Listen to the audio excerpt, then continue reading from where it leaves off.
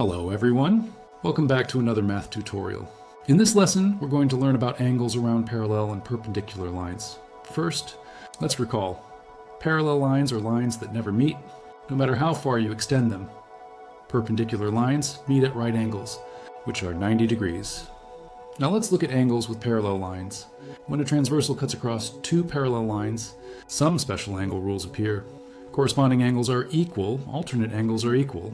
Co-interior angles add up to 180 degrees. For example, if one corresponding angle is 70 degrees, then the corresponding angle on the other parallel line is also 70 degrees. Now let's look at perpendicular lines.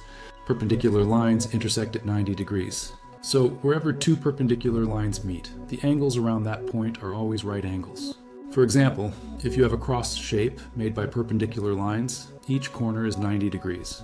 Together, the four angles add up to 360 degrees. Let's check an example.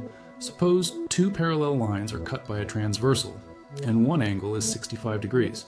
Then the alternate angle is also 65 degrees, and the co-interior angle is 115 degrees. Another example. For perpendicular lines, if one angle is 90 degrees, then all the other three angles around the intersection are also 90 degrees. So, to summarize, parallel lines with a transversal create corresponding alternate and co-interior angles.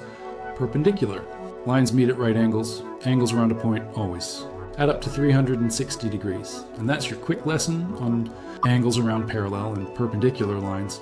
Thanks for watching, and don't forget to like, share, and subscribe for more math tutorials.